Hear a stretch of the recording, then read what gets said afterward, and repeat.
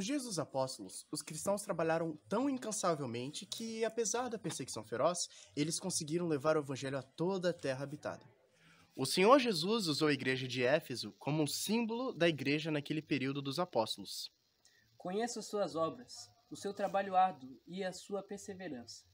Sei que você não pode tolerar homens maus, mas que pôs à prova os que dizem ser apóstolos, mas não eram, eles eram impostores. Você tem perseverado e suportado todos esses sofrimentos por causa de meu nome, e não tem desfalecido.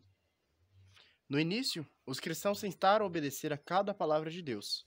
Com o amor que transbordava por seu Redentor, o maior objetivo deles era ganhar outros para Cristo. Eles não pensaram em acumular o tesouro precioso da graça de Cristo. O trabalho avançou em todas as cidades. Depois de um certo tempo, o amor e o fervor dos cristãos por Deus e pelos outros diminuiu. Se cansaram das mesmas velhas verdades.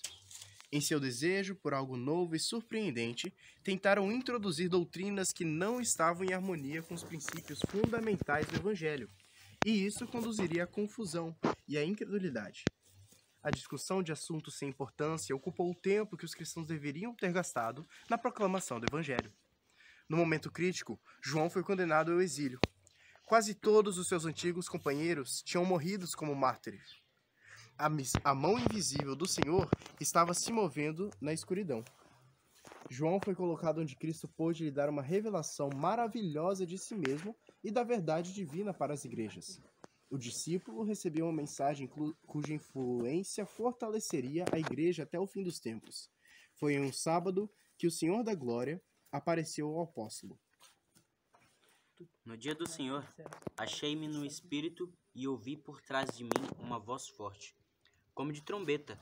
Voltei-me para ver quem falava comigo, e voltando-me, vi 7 candelabros de ouro, e entre os candelabros alguém, semelhante a um filho de homem. O discípulo amado tinha visto seu mestre no Getsêmani, seu rosto marcado pelas gotas do sangue da agonia. João tinha visto Jesus pendurado na cruz, objeto de zombaria e insulto. Agora, ele via seu Senhor mais uma vez. Entretanto, ele não era mais um homem de dores humilhado pelos homens. Estava envolvido em vestes de brilho celestial.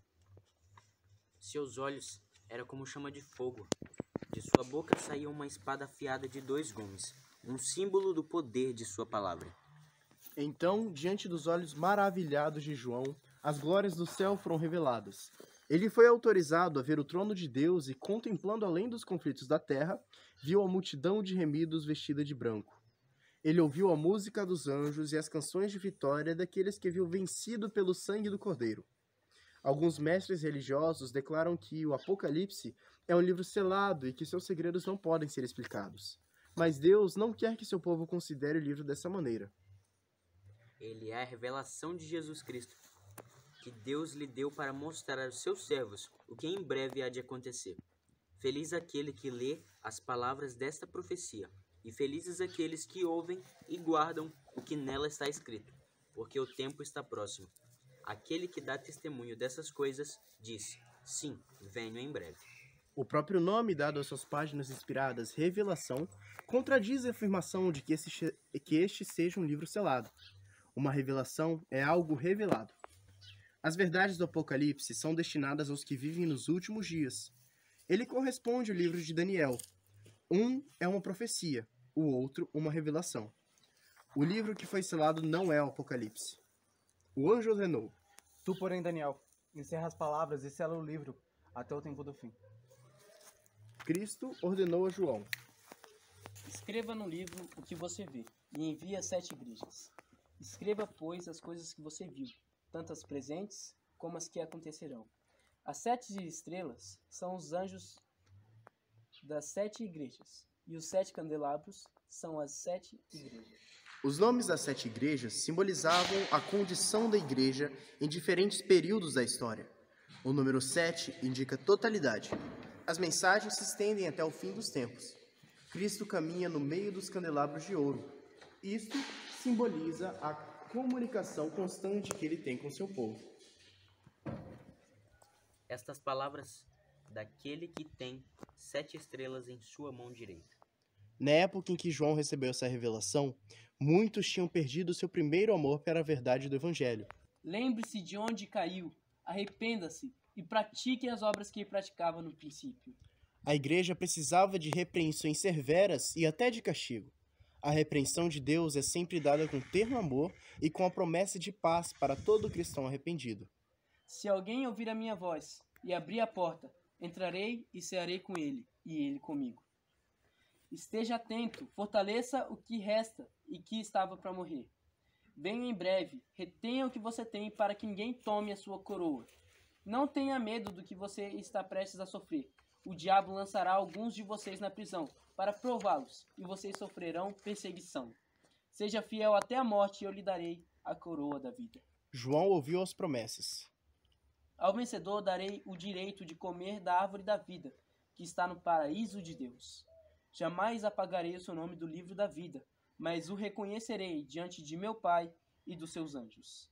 Ao vencedor darei o direito de sentar-se comigo no meu trono. Os anjos de Deus reunirão os seus eleitos de uma a outra extremidade dos céus. Comparado aos bilhões de pessoas no mundo, o povo de Deus será um pequeno rebanho. Porém, Deus será seu refúgio.